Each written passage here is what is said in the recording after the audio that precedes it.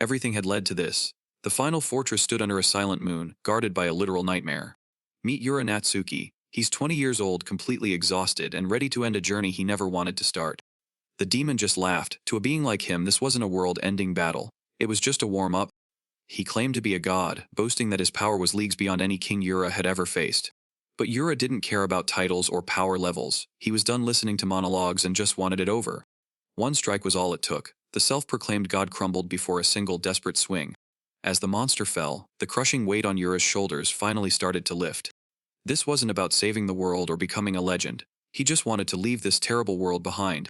The war was finally over. Yura was leaving the nightmare behind to head back to Earth. He landed right in Mukojima City, where his new story truly began. The world looked unchanged, just like the day he left, or so it seemed. Then a familiar voice called his name. It was his old friend Yudo. He was still just a 14-year-old kid living a normal life. He was showing off his new girlfriend, the same girl our MC once had feelings for, completely unaware that the boy standing beside him had just returned from hell. Yura couldn't believe it was real. He grabbed his friend, desperate for any sign that he wasn't dreaming. But he couldn't play along. The transition was too fast, and he needed to get away from the crowd. He took off running. He had finally made it back, but the journey was far from over. Even as he sprinted away, his heart was pounding with a single thought. He was finally back. Every shop and every corner looked identical to the day he disappeared 6 years ago. It felt like a lifetime since that blinding light dragged him away from his normal life. The fantasy world wasn't a dream. It was a filthy place filled with rot and danger. He had survived through sheer desperation, fighting monsters that only existed in nightmares. He had crushed every tyrant and every god that stood between him and his home. He was never going back to that hellhole. This peace was something he would never take for granted again. But the biggest shock was the timing. Not a single second had passed on Earth while he was gone. He hadn't just returned to Earth. His body had reverted back to his 15-year-old self. Then a realization hit him harder than any monster ever could. If the timing was exact, today was the day his long-awaited clothes and sneakers were supposed to arrive. That meant one thing: he wasn't alone in this world anymore. Bursting through the front door, he saw a face he thought was lost to time. His mother, Haruko. The sight of her was too much for his battle-hardened soul to take. He tried to play it off as simple relief, but the weight of 6 years of hell was finally crashing down. Even after saving an entire world, he was back to the same old routine. Saving the multiverse didn't get him out of doing the chores. He barely had time to process being home before his mother reminded him about the mail. It was the final proof he needed that the timing was exact. Everything was falling into place. The 6 years he spent in another world had passed by in a literal blink of an eye on Earth. He immediately tore into the packages he had ordered years ago. The feel of a fresh hoodie and high-top sneakers was a sensory overload. In the other world, his armor was literally stitched together from rotting monster hides. Compared to that, modern fashion was a massive upgrade. Even the simple luxury of a soft mattress felt like a miracle. To him, the beds back there were just wooden boards used for torture. No more bugs and no more freezing nights. With actual air conditioning at his command, he felt like he was finally living like a king. But the peace felt so perfect it was almost suspicious. A small part of him wondered if those 6 years of struggle were just a fever dream. To test reality, he tried to call forth a basic crimson flame. If the magic still worked here, then his normal life was already over. The test was a success, but the power was far beyond what he expected. A single thought triggered a massive surge of energy that filled the room. A blinding pillar of light erupted from his house, tearing through the sky and announcing his return to the entire city. Panic set in immediately. He scrambled to cast a repair spell, hoping to fix the structural damage before the neighbors started calling the police. The sound of the blast was impossible to hide. His mother rushed to his room, her voice full of worry as she demanded to know what happened. Thinking fast, he grabbed some heavy weights and played it off as a clumsy workout accident. He needed her to believe he was just a normal teenager again. She bought the excuse for now, but the quiet suburbs would never be the same. The power he brought back from the other world was too loud to stay hidden. Elsewhere in the city, the ancient Menuzuki family residents stood silent under the moonlight. They were the hidden guardians of this world, and they definitely felt that surge. Deep within the estate, a young woman sat in the middle of a ritual circle. She sensed the massive flare of magic, realizing a new monster had just arrived in town. The Menuzuki family was already on high alert. Their most sensitive members could feel the air vibrating with pure, unrefined power. Their leader confirmed their fears. This was not some minor spirit or a stray demon. This was a presence on a god-tier level. For now, they were ordered to stand down. Jumping into a fight without intel was a death sentence. They would watch from the shadows first. Life for everyone else continued like nothing happened. The sun rose over the city, and Yura headed back to school for the first time in years. The classroom was a chaotic mess of gossip and normal teenage problems. To Yura, these loud and boring routines were better than any battlefield. He finally got his hands on the latest fantasy game. In this world, dragons were just pixels in code that could not actually bite back. For the first time in 6 years, Yura was genuinely enjoying himself. Fighting was actually fun when his literal life was not on the line. Gaming was a cakewalk compared to the actual hell he survived. Real combat meant blood, broken bones, and the constant smell of rot. This peaceful atmosphere was a welcome change from the constant stench of rot and blood. Now that he was finally back, he wanted to live like a normal teenager and maybe even find a girlfriend. But his quiet morning was cut short when a classmate rushed over to spread some school gossip. Word was out that some guy named Yudo had actually landed a girlfriend from Class F. Everyone knew Yura was his childhood friend, so they expected him to have all the details. He brushed them off, having zero interest in high school drama after surviving a literal hell. The entire room went silent as the mysterious Menuzuki Harris walked straight toward his desk. She ignored the staring crowd and asked Yura if he could spare a moment for a private talk. Yura's heart started racing, wondering if he was finally getting a real high school confession. They headed up to the rooftop for some privacy, away from the noisy school building.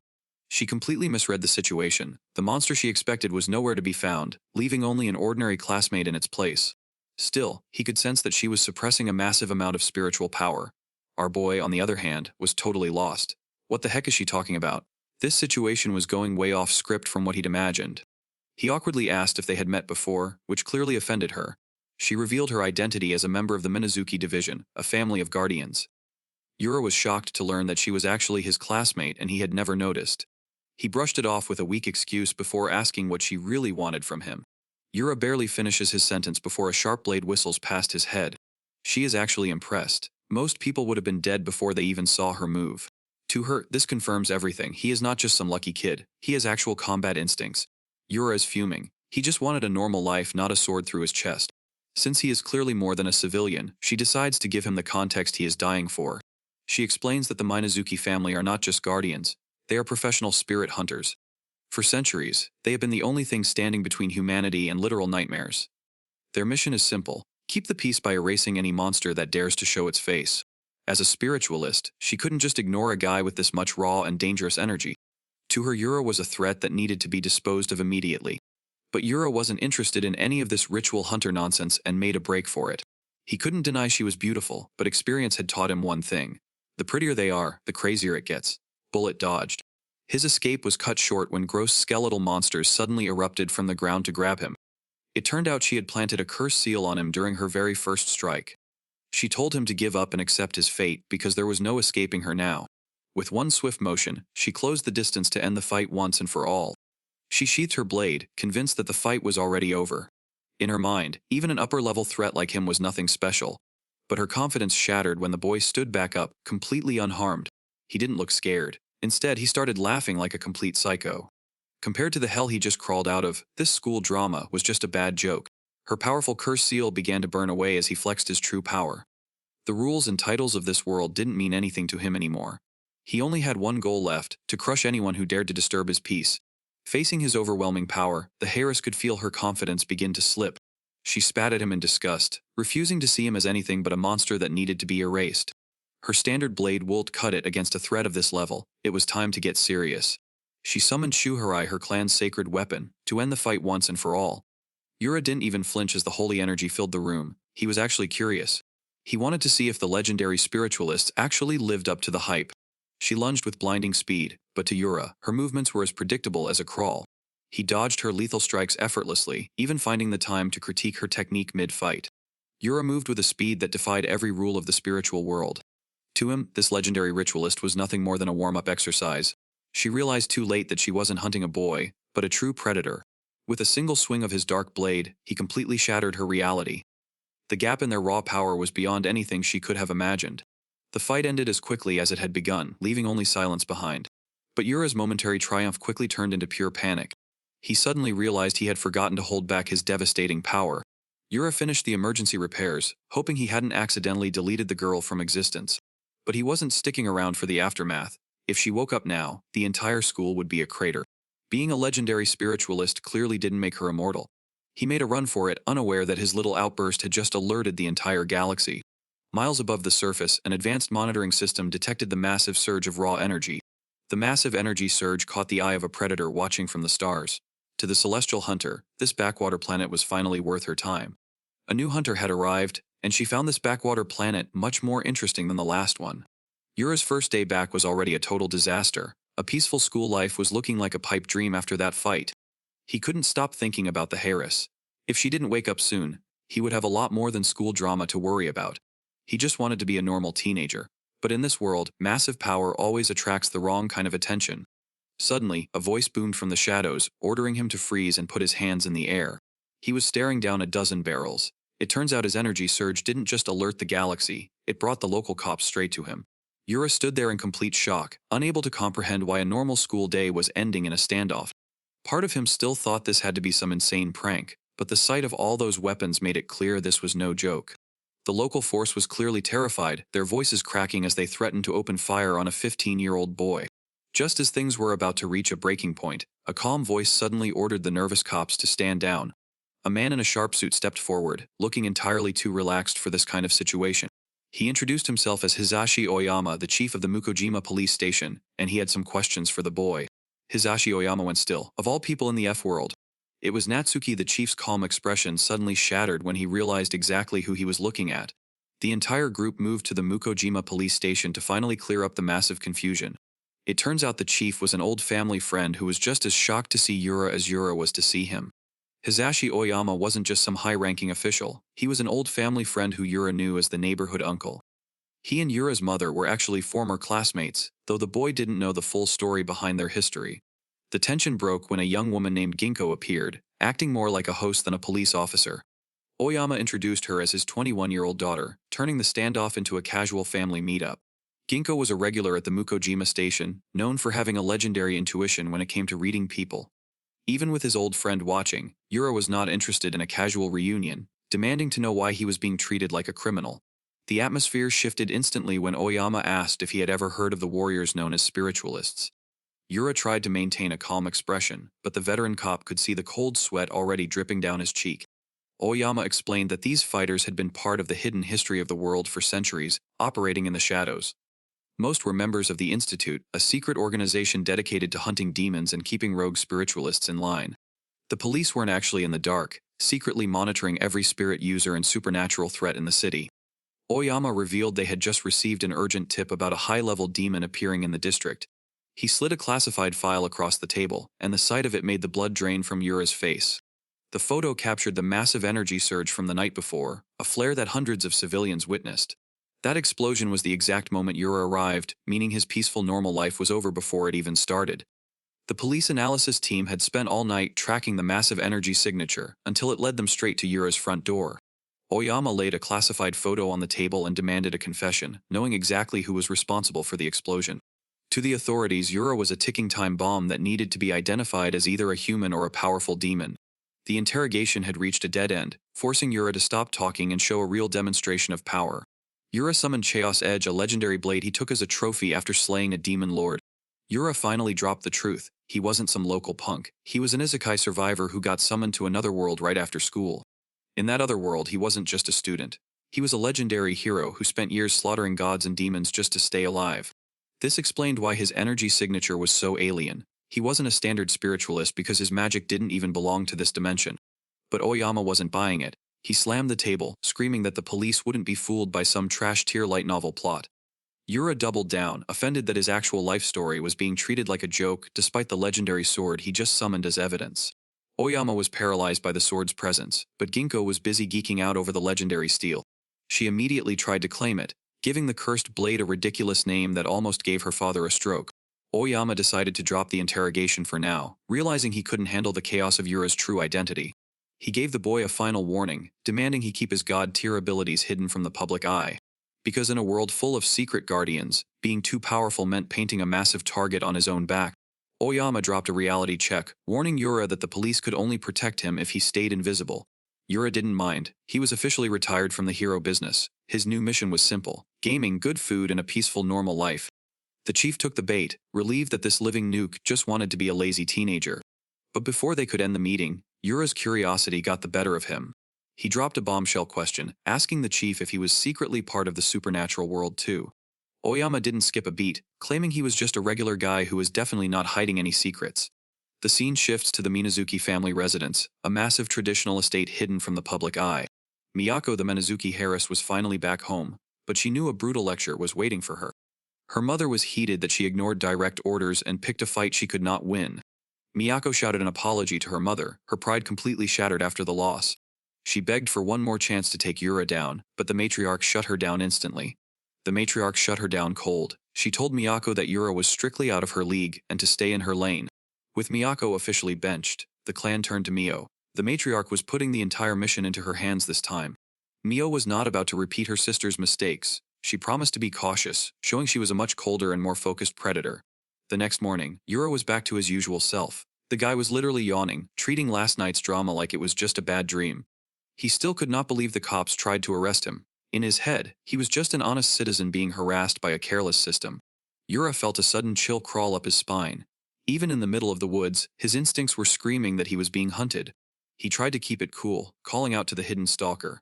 But before he could even finish his warning, a shadow lunged from the brush.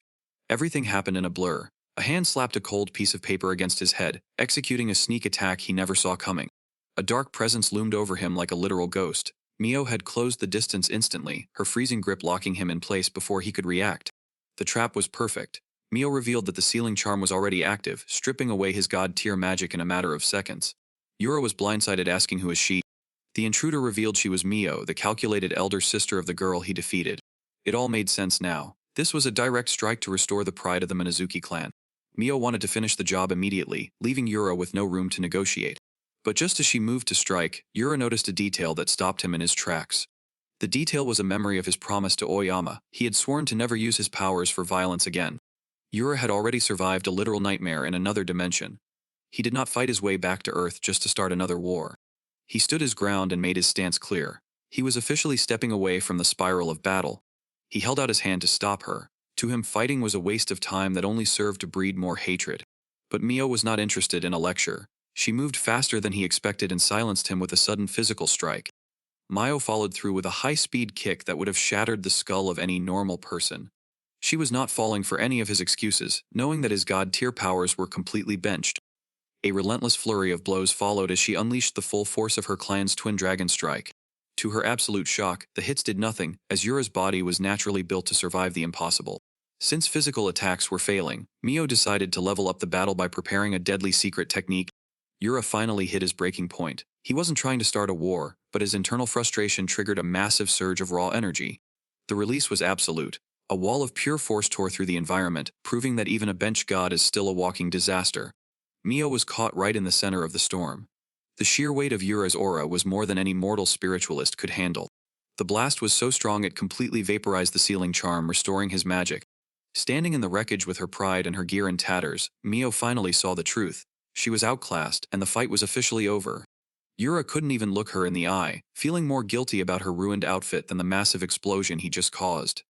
But Mio was completely unfazed, looking him dead in the face to deliver a request that would change their relationship forever. Mio stood among the wreckage, admitting that she only wanted to test the limits of his true power.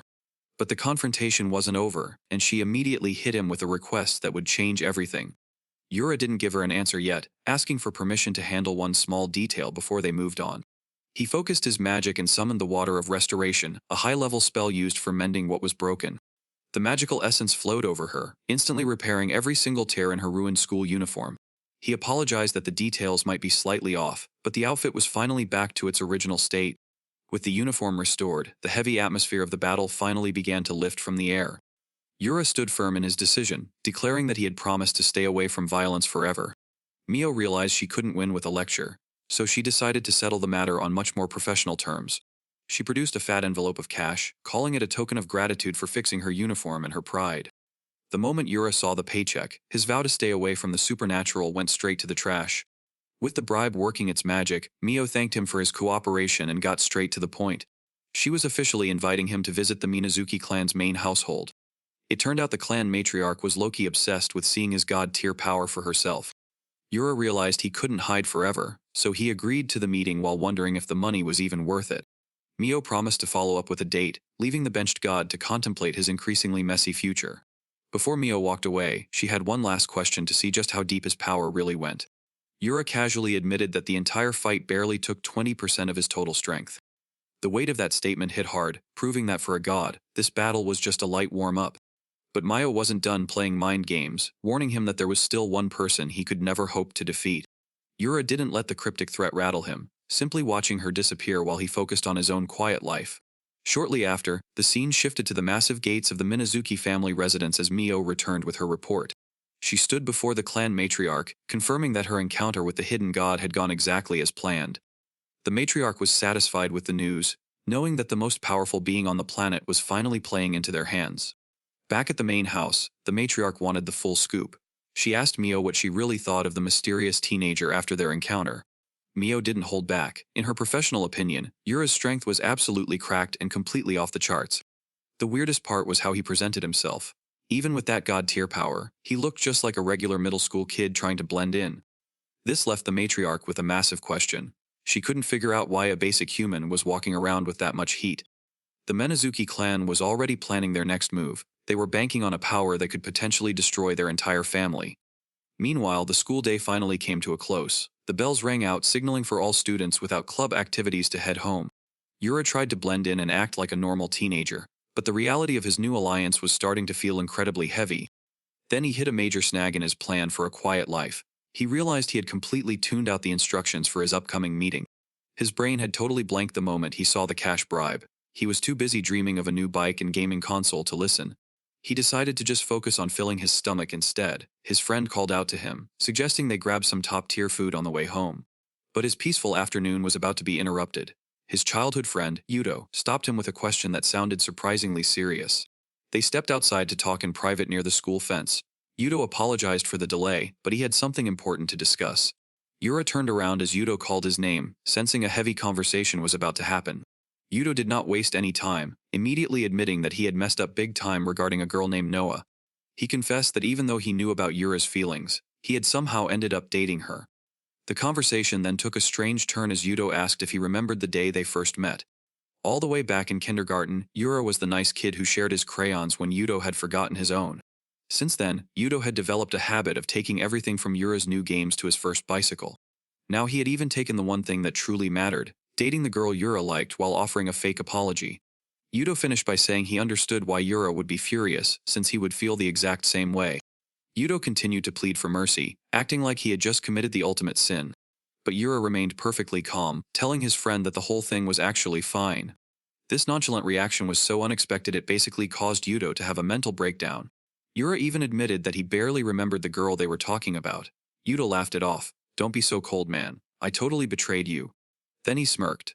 The old you would have cried and run away by now. Yura realized he had completely forgotten what his old life was like before the Isekai. In his previous life, betrayal was just a daily routine involving scams and even the Demon King's army. Compared to surviving those literal nightmares, this petty school drama felt almost cute. Yudo thanked him for being so understanding, calling him the best friend he ever had. But as they shook hands, a strange vibration surged through Yura's palm. As Yudo walked away, Yura stood frozen, staring at his own fingers in disbelief. It was mana. The same energy from the other world was coming directly from his friend. This meant there were magic users on Earth besides just the spiritualists, and they were closer than he thought. Yura walked through the city, but his mind was stuck on that weird vibration. That power he felt from Yudo earlier was definitely real mana. He wondered if there was anything left in this world that wasn't a lie. But his train of thought was suddenly derailed by a familiar voice. A 13-year-old girl named Ayakawa appeared with a bright smile. She acted like they were long-lost family, calling him her big brother.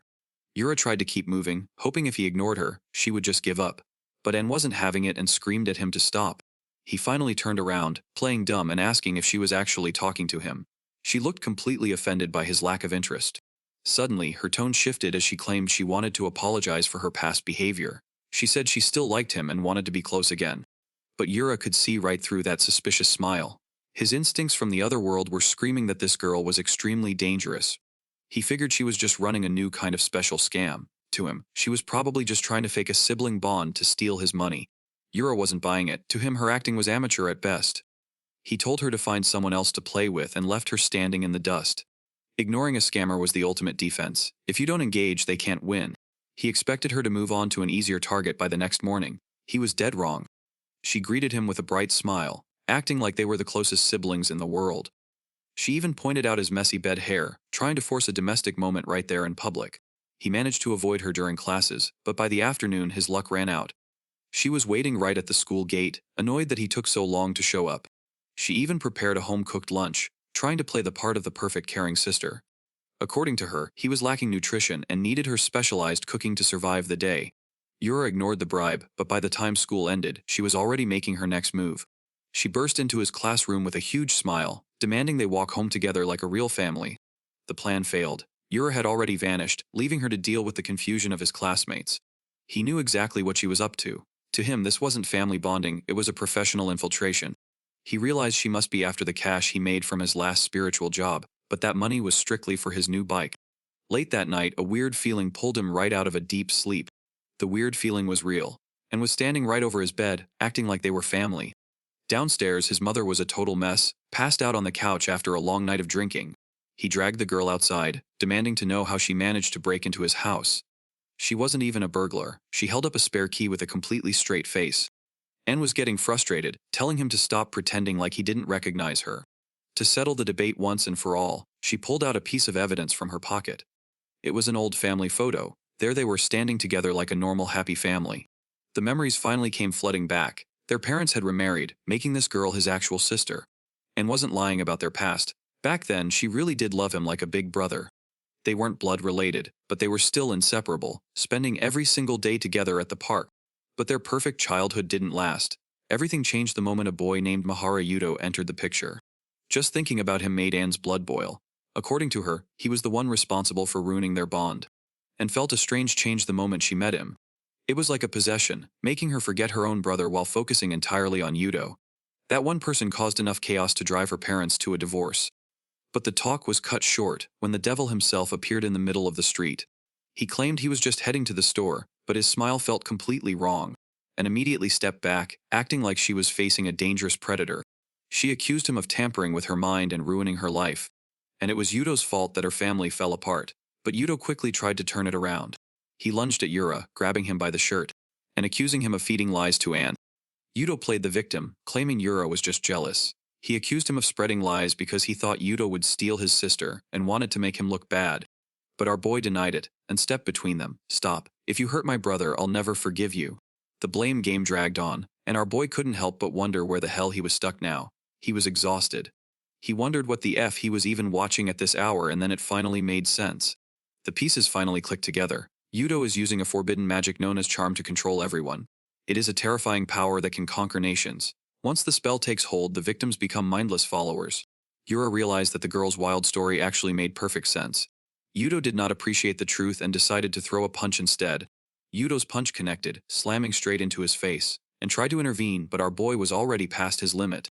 Yura's body moved on its own, delivering a heavy kick to the gut. The blow connected perfectly, sending the manipulator straight to the pavement. Yura decided he was done and ran off, leaving Anne to deal with the mess. His dream of a quiet life was slipping further away with every passing second. Between psychics and mind controllers, the world was becoming a massive headache. Yura was officially done with the constant drama. He was determined to protect his quiet life, no matter what kind of monsters tried to ruin it. But his luck was about to run out. High above the atmosphere, a massive new threat was already zeroing in on Earth. Yura was finally taking a well-deserved break in the Mukojima shopping district. After years of eating garbage in another world, a basic cheeseburger felt like the peak of human achievement. He still had nightmares about the salted soup and rock-hard meat from his previous life. This was his first real day off since returning home, and he was determined to stay out of trouble. However, that peace was cut short when he felt a powerful presence closing in.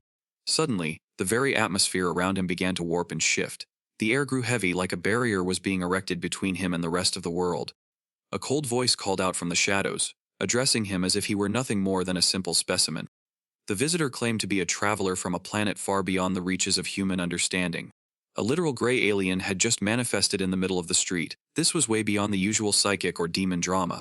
Yura didn't wait to hear the rest of the speech. He immediately turned around and bolted, determined to stay as far away from this sci-fi nightmare as possible.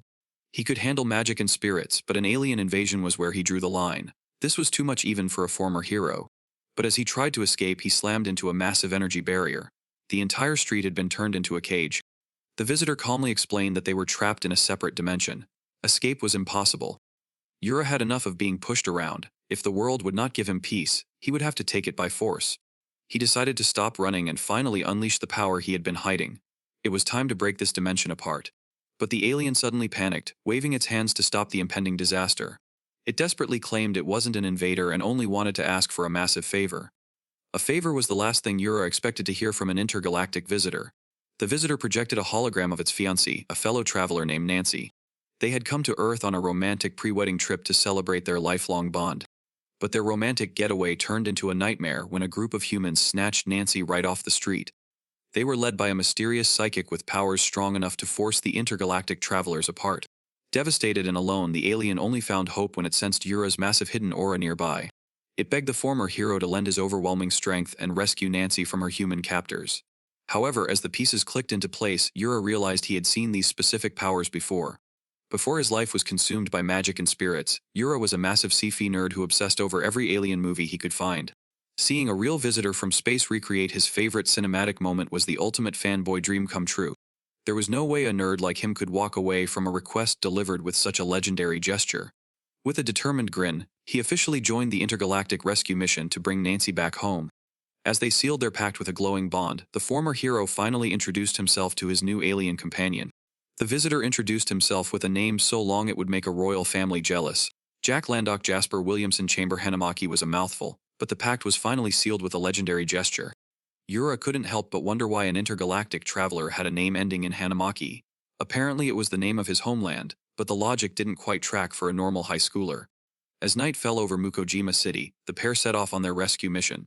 The wheels were finally in motion, and things were about to get seriously weird. Recreating yet another legendary sci-fi scene, Yura used his hidden power to take flight. With the alien perched comfortably in his bicycle basket, they soared through the night sky toward their target. Jack was genuinely impressed by the human ability to fly, admitting that Yura was even more powerful than he imagined. For a former hero, this was just another Tuesday, but the praise still made him a bit bashful. Jack questioned the logic of flying, but Yura wasn't taking any chances with public sightings. A walking alien would cause a citywide riot, so Jack just had to endure the cramped basket. Yura insisted that legendary movies dictated the front basket as the only way for an alien to travel. The bickering stopped when Jack's sensors finally picked up a weak signal from Nancy's location. Their target was a grim facility 7 kilometers away where Nancy was being held on the 3rd floor. Inside the facility, Hiroshi Mitarai was busy celebrating his own genius. As the president of the Unidentified Creature Research Society, he had finally caught his white whale. Nancy was strapped to a table, gagged and helpless. She was nothing more than a specimen to these obsessive humans. The researchers were already dreaming of fame and scientific glory. They did not even notice the sound of a high-speed bicycle closing in. Yura skipped the front door and smashed through the 3rd floor wall. He delivered a literal tire sandwich directly to the president's face. Dust and rubble filled the lab as the bike skidded to a halt. The former hero had officially arrived, and he was not happy. Yura immediately realized he overshot the landing when he saw the president slumped against the wall with a broken nose. The real tragedy was his mother's bike, which now had a front tire twisted into a metal pretzel. As the researchers stood there in complete shock, Yura was more stressed about the complex mechanics of repairing a bicycle wheel. When one of the men tried to protest, the former hero sent him flying before he could even finish his sentence. Yura wasn't there to talk.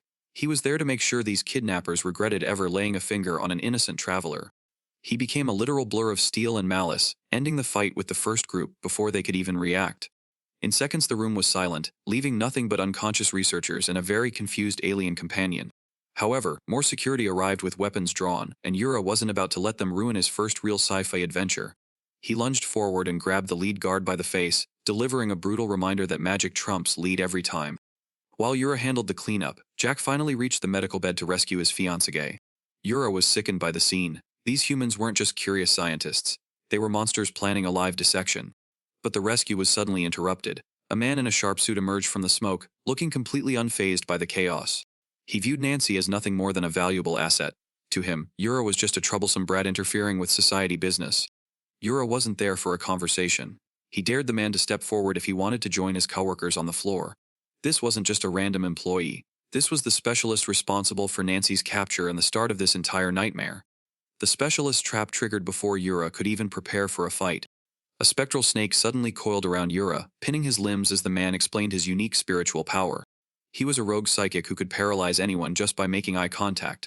The specialist didn't care about his reputation as an outcast, clearly enjoying the advantage of his illegal power. To this mercenary, kidnapping aliens was nothing more than a profitable business venture as long as the money was right. The mercenary laughed, convinced his paralysis trap was completely foolproof. To him, Yura was just another casualty in a profitable business day. But Yura was already tired of the monologue. He complained about his ruined day off. Suddenly, the air grew heavy as a massive surge of magic erupted from Yura. The spectral snake was shredded instantly, leaving the specialist in complete shock. Yura just smirked, calling the mercenary a weak old man. That illegal power was barely a warm-up for a former hero. The specialist panicked, unable to grasp how a teenager could just erase his ultimate technique. He realized too late that he had picked a fight with a monster. Yura told Jack to take Nancy and head for safety.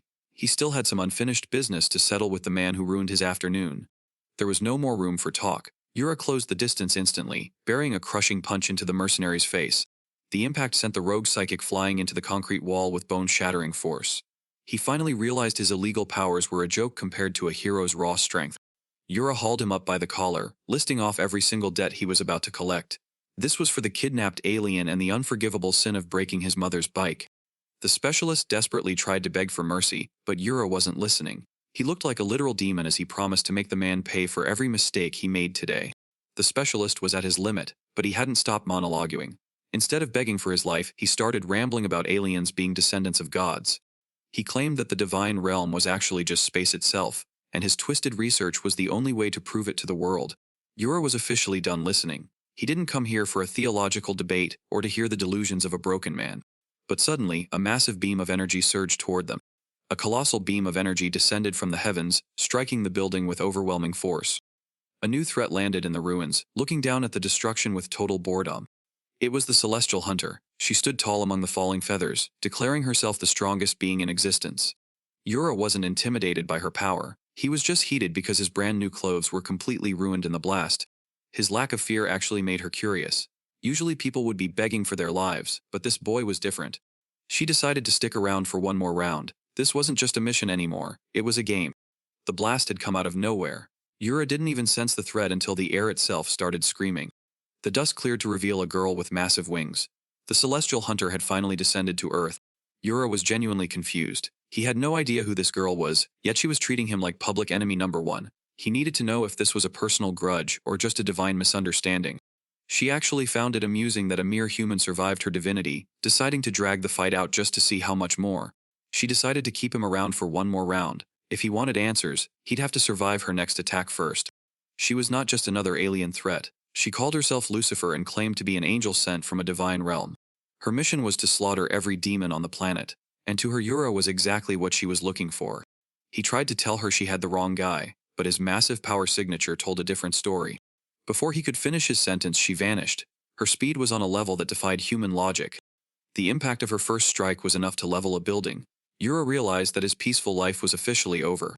He managed to catch her fist, but the force behind it was unlike anything he had ever felt. Before he could counter, she launched a second strike that sent him soaring through the air. She didn't give him a second to breathe, firing a point-blank energy blast to finish him off. The impact sent Yura crashing through floor after floor until he hit the bottom of the crater.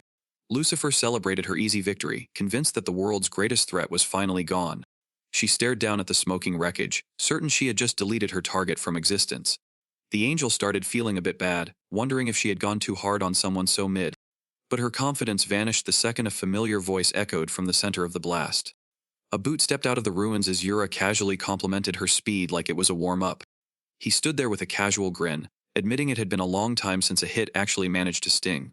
Yura casually shrugged off the impact, noting that her divine strike only managed to leave a tiny scratch. Lucifer was completely stunned because she had poured everything into that blast, yet he was still standing there with a smile. Instead of being intimidated, Yura started asking questions, wondering if she was just a normal human with a serious god complex. That was the final straw for the angel, and her expression turned cold as she prepared to finish him for good. She began to fume and declare that a divine being like herself could never be compared to a lowly human.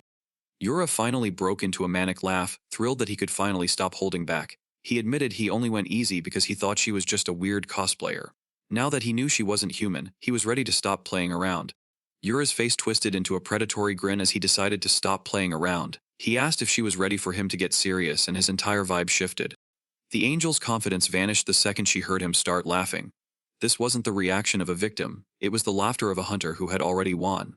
Her temper finally snapped and she lunged forward with a scream.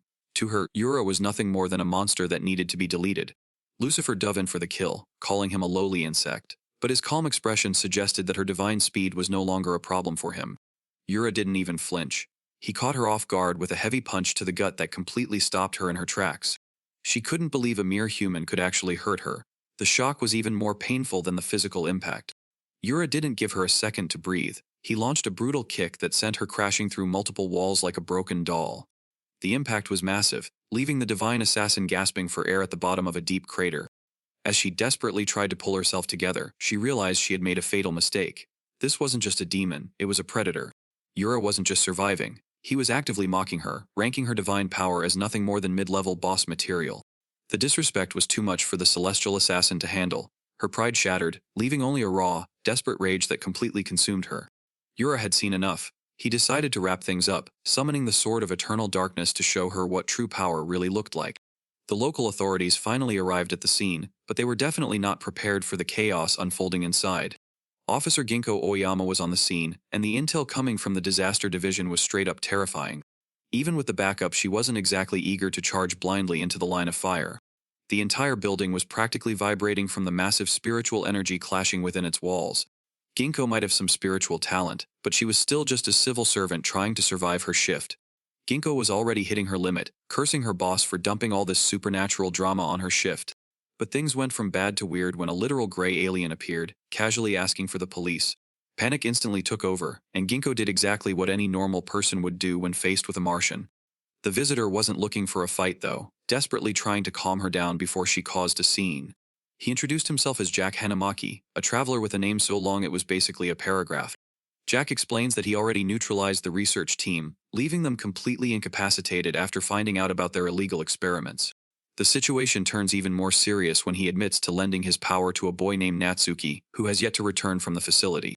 Ginkgo is completely floored by the news, realizing that Yura is currently stuck in a building that is about to become a war zone. Before she can process the danger, a massive explosion tears through the upper levels of the facility, lighting up the sky. Right in the middle of the chaos, Yura stares at the destruction. Looking at the absolute carnage, Yura realized he definitely overdid it.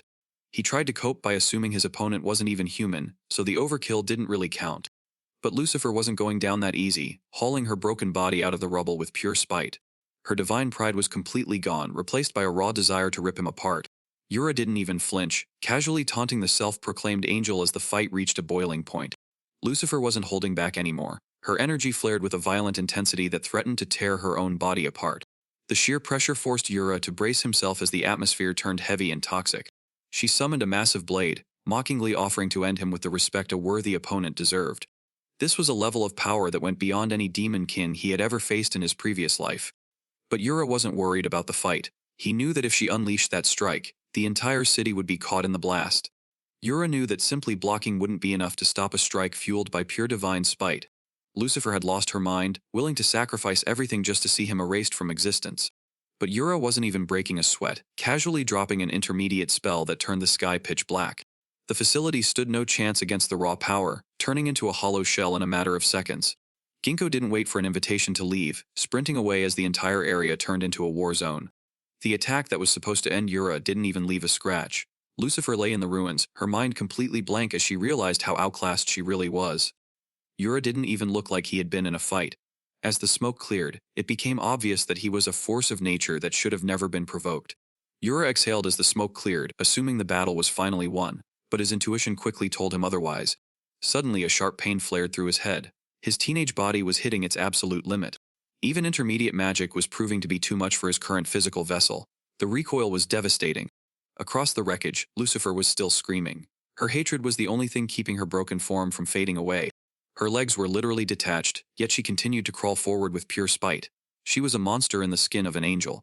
Lucifer wasn't finished. She forced her broken body to stand, claiming her divine status allowed for an instant recovery. But Yura wasn't buying the bluff. He casually pointed out that her wings were still a burnt, crispy mess. Frustrated, the angel tried to force her healing magic to trigger, straining every muscle in her body. Reality finally set in. She was completely drained of energy, leaving her powerless and humiliated. With her pride in tatters, she resorted to childish insults, blaming Yura for her own pathetic state. Yura tried to talk sense into her, but she was too busy defending her own pride. He finally told her the truth, claiming that he was actually just a normal human. She was not buying it, convinced that his power belonged to a high-level demon in disguise. To settle the debate, she got uncomfortably close to catch a whiff of his energy. The results were undeniable, leaving her completely speechless as the truth finally sunk in. Lucifer suddenly let out a massive sigh of relief. To her, losing to a regular human was far less damaging to her ego than being beaten by a demon. But that logic backfired almost instantly. Realizing she got handled by a mere mortal was actually way more humiliating for a high-level angel. Yura had zero interest in her mental gymnastics and told her to just go home. He just wanted to get back to his peaceful life. Before he could walk away, she demanded to know his name. She wasn't about to let the man who humbled her remain a mystery. She declared that while she wasn't allowed to hunt humans, her pride as the strongest angel was on the line. This was officially personal. She flew into the night while screaming his name, promising a rematch he definitely did not want. Alone under the moon, Yura could only wonder how his quest for a normal life had gone so wrong. He used a quick spell to fix his shredded gear before Officer Ginkgo noticed him standing there. The officer was not buying his casual greeting, especially with a path of destruction right behind him. Looking at the smoking ruins of the building, he just played dumb and claimed total ignorance. The interrogation stopped instantly when a voice called out from the darkness. Jack and Nancy appeared, looking relieved to finally be safe and sound. Yura greeted them with a casual wave, acting like saving aliens was just a normal part of his day. The travelers were beyond grateful, officially calling Yura an extraordinary boy for his heroics. Ginkgo stood there in total shock, baffled by how easily Yura could chat with literal alien visitors. Yura casually asked Ginkgo what she planned to do with the creeps who snatched Nancy. Luckily, the police were already hauling the researchers off in handcuffs to face some serious heat. Feeling bold, Yura then tried to stick Ginkgo with the bill for the entire building cleanup. Since the immediate danger was over, he turned to ask the travelers about their next move. They wanted to stay on Earth and camp out, which basically meant they would be caught again in 5 minutes. Yura decides to be a host, inviting the travelers to stay at his house so he can hear all about their intergalactic adventures. Ginkgo immediately has a meltdown, knowing that bringing aliens into a normal neighborhood is a recipe for total chaos. The travelers understand the concern, admitting that their current appearance would probably cause a massive scene in public. However, they have been studying humanity for a while and have already gathered enough data to solve that problem. In a split second, they transform into human disguises, looking like a pair of perfectly normal models ready to walk the city streets. Yura and Ginkgo are absolutely floored. It wasn't just the looks. The aliens now spoke with perfectly natural human voices. Ginkgo finally accepts defeat. Since she can't stop them, she offers to drive everyone to Yura's place after a quick pit stop at the station. They eventually make it back to the Natsuki house. But Yura's mom is already at the door, and she definitely isn't happy about him being out past his curfew. The awkwardness is off the charts as Yura introduces his new roommates. Ginkgo looks like she wants to disappear while the aliens just stand there looking like professional models. Nothing fixes a stressful night like a massive pile of sushi. The travelers are hyped to try the local cuisine, and for a moment, the chaos finally settles down. Haruko was hyped to have guests and served a massive sushi feast that could feed an entire army. Ginkgo felt like a total intruder for crashing dinner, but Haruko welcomed her with a warm smile. To keep the aliens safe, Ginkgo claimed that Yura had just rescued them from a group of sketchy kidnappers. Jack and Nancy were vibing with the human hospitality, finally finding a moment of peace after their chaotic rescue. While Jack was busy gushing over Yura's heroics, Yura cheekily asked if he could hitch a ride in their spaceship later. Ginkgo was seriously impressed by how easily Yura handled the situation. She could not help but wonder just how close he had become with these literal aliens. Yura casually dismissed the praise while he ate, insisting that Jack and Nancy were just good people. To him, the real villains were the human researchers who treated sentient life like science experiments. On top of that childhood friend with psychic abilities, Ginkgo realized he was talking about Yudo. It turned out the police kept a secret watch list for anyone with spiritual or magical power. Even a seemingly normal high school student like Yudo was not off their radar. Since the authorities did not consider his power a major threat, they were happy to ignore him for now. Yura was stunned by how sloppy the police threat assessment really was. Ginkgo dropped a heavy warning, telling Yura he needed to be especially careful around the Menuzuki family. They were an ancient clan of psychics with a legendary history, but lately, the rumors surrounding them were turning dark. The police tried to investigate their massive estate, but the aura was so suffocating they could not even reach the front door. The whispers suggested that something truly outrageous was happening deep inside that mansion. Ginkgo made it clear that no matter how strong Yura was, he should stay far away from them. Haruko walked in with more snacks, immediately picking up on the heavy atmosphere in the room. She tried to kill the awkward silence by offering everyone a round of drinks. Ginkgo had to turn it down, staying professional since she was the designated driver for the night. Haruko even suggested a sleepover, but Ginkgo wasn't about to slack off on a work night. But miles away, the dark energy Ginkgo warned about was already looming over the massive Menuzuki estate. Deep inside the Menuzuki estate, the clan leader gave a direct order. Yura Natsuki had to be brought to their next meeting at any cost. Their enforcer Hiragi accepted the mission without a second thought. The peaceful life Yura fought for was about to be shattered. The next day, Jack and Nancy expressed their deepest gratitude, even promising to invite Yura to visit their home star one day. The group planned to head to America for some sightseeing, which left Yura wondering how they expected a train to get them there. After they left, Yura felt a little jealous that he did not get to ride in a real spaceship while worrying the world was getting way too weird. But his peaceful walk home was suddenly interrupted by a sleek black car, and a mysterious voice from the shadows confirmed his name. A sharp enforcer named Hiraji stepped out and introduced herself, signaling that the trouble Ginkgo warned him about had already arrived. Hiragi was not giving him a choice. She was acting on direct orders from the Menuzuki clan leader to bring him in immediately. As they started driving, she surprisingly apologized for the aggressive way Miyako and Mio had treated him during their last meeting. She was genuinely grateful that he had not refused the invitation, even though Yura felt more like a prisoner than a guest. The clan leader was apparently looking forward to this meeting, leaving Yura to sweat through the awkward silence of the car ride. Then it finally clicked. This was not a random ambush. Miyako had actually invited him to her house days ago, and he had just completely forgotten about it. Yura was officially in his feelings. He had big plans to go bike shopping today, but since he'd already accepted the bag, there was no turning back now. He desperately tried to think of an excuse to bail, but the guilt of taking their money was hitting too hard. That guilt immediately vanished the second he sat down. This wasn't just a ride, it was a literal limousine with a full minibar. Hiragi noticed him geeking out over the interior and casually offered him a round of drinks to help him relax. She apologized for the wait, but Yura didn't even mind anymore. A free ride in a luxury car like this was a massive W in his book. The luxury ride ended at the gates of the massive Menuzuki residence. It wasn't just a house. It was a literal fortress from another era. Yura was low-key losing his mind at the sheer flex of the estate. Between the private koi pond and the ancient architecture, it felt like a samurai movie. Hiragi led him through the traditional garden with total professional grace. Yura followed along, trying his best not to look like a complete tourist. He tried to break the ice by asking if she was a powerful psychic or maybe a secret family member. She seemed way too important to be a normal staffer. She shut that theory down immediately. Even though she was the instructor for their martial arts and spirit techniques, she viewed herself as a simple servant. Yura tried to play it cool, but Hiragi was dead serious. To her, he was a high-level VIP, and she was just a lowly underling in comparison. They finally reached the main building. Hiragi announced their arrival at the reception hall, signaling that the actual meeting was about to begin. The room was filled with the clan's inner circle. They all sat in silence, looking like a group of bosses straight out of a martial arts movie. The woman at the center of the room introduced herself. This was Menuzuki Kaya, the official head of the entire family. She welcomed him with a formal greeting, but her eyes were already scanning him. She wanted to see if Yura was truly the threat her daughters claimed he was. Kaya gave him the most formal welcome possible, but Yura was still struggling to act like he belonged in such a high-stakes environment. As he took his seat, the clan's top-tier fighters locked onto him, trying to gauge if he was actually the monster they had heard about. The atmosphere in the room was suffocating, making what should have been a simple introduction feel like a high-stakes interrogation. But the mood shifted instantly when Kaya humbled herself, offering a deep apology for the disrespect her family had shown him. She wasn't letting anyone else off the hook either, ordering the others to drop their pride and follow her lead immediately. Yura tried to play it off, saying the compensation he received was more than enough. He even admitted that he probably overreacted during their first encounter. Kaya was genuinely surprised by how calm he stayed. Most kids his age would be shaking in their boots, but he was acting like a total pro. She mentioned that young people who gain massive power usually end up being total egomaniacs. Since Yura was different, she wanted to know his secret.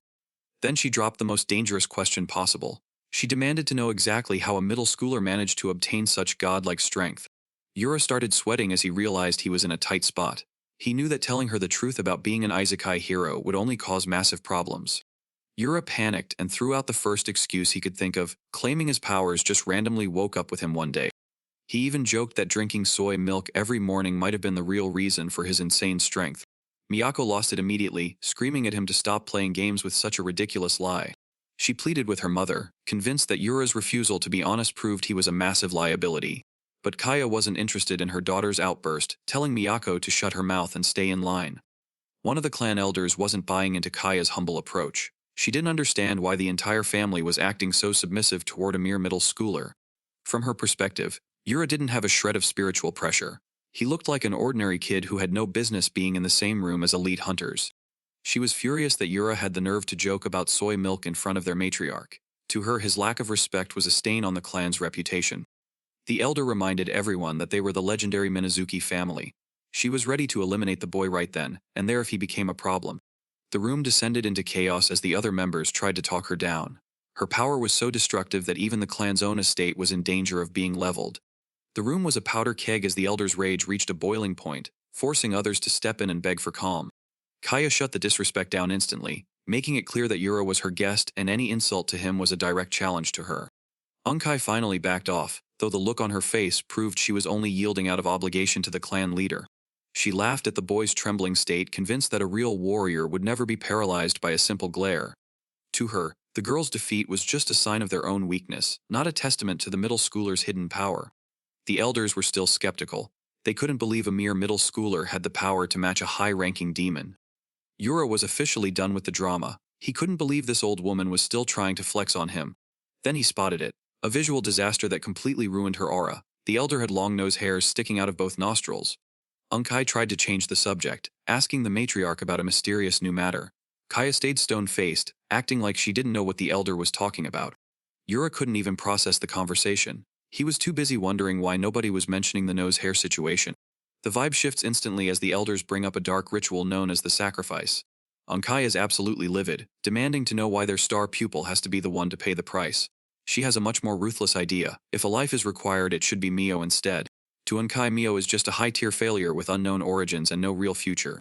But Seinen, the clan advisor, shuts the disrespect down. The decision is made and he is not taking questions.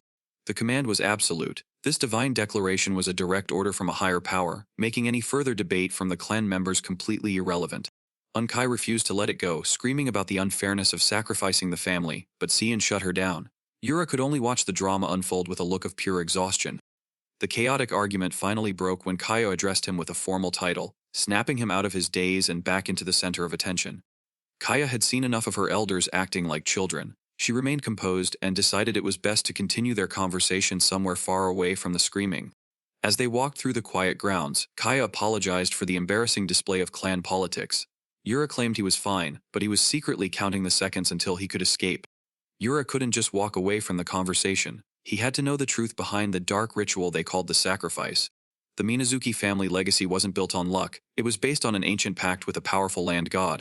This deity was known as Michi, a guardian who ruled the water and brought prosperity to the entire region for centuries. But the cost of absorbing the world's spiritual pollution was too high, eventually draining the god's divine purity. Instead of a protector, Michi became a source of total disaster, summoning plagues and malevolent spirits to destroy everything. To keep the peace, the Menuzuki family was forced to start offering up living sacrifices to the land god. 5 women had already been surrendered to the ritual, and Mako was selected as the 6th victim. Most people would find this ancient tradition crazy, but Yura had seen similar things in his past life. He once rescued a girl from a dragon sacrifice, but she got furious because she was actually in love with the monster. Yura started to realize that this being named Michi was probably a lot more than just a corrupted deity. Yura was still processing the dark ritual when he realized they were deep inside a secluded bamboo grove. Kaya stopped walking and told him there was something important she needed to ask. She suddenly drew her blade and challenged the legendary hero to a quick spar. Deep in the secluded bamboo grove, Kaya finally dropped the act and challenged the legendary hero to a sudden spar. Yura tried to decline, confused by the sudden shift in vibe, but he could tell she wasn't asking for permission. Before he could even finish his sentence, she lunged forward with a lightning-fast strike meant to kill. He barely managed to sidestep the blade, feeling the cold steel whistle past his neck by a fraction of an inch. This wasn't just a friendly test. Kaya was out for blood, and the retired hero was officially out of time. Kaya admitted that she once believed Yura possessed a power that surpassed even the gods. But seeing him now, he looked like nothing more than an ordinary boy with zero spiritual energy. She was determined to force his true power out, even if she had to cut him down to do it. Yura barely dodged another lethal swing, realizing this was a literal assassination attempt disguised as a spar. He had hoped she was the only sane person in her family, but Kaya was clearly just as unhinged as the rest of her clan. Yura accepted that words were useless. He decided to end the fight instantly so he could just go home. Kaya did not waste another second. She invoked a divine command to summon her ultimate weapon. A giant fox spirit manifested from thin air, towering over the entire grove. The beast lunged with terrifying speed, nearly catching him off guard. This was no longer a spar. Yura called her out for the foul play. Bringing a giant monster to a duel definitely was not part of the deal. Kaya didn't care about fair play. She stayed on the offensive, leaving him no room to breathe as her blade whistled through the air. She mocked his struggle, calling him naive for expecting a clean fight from a family that lived in the shadows. Then, the beast made its move. The giant fox spirit lunged with a roar, its jaws wide enough to end the battle instantly. The impact was explosive, a collision of raw power that sent shockwaves echoing through the entire grove. While the forest was being torn apart, the Menuzuki main residence remained perfectly still, oblivious to the chaos.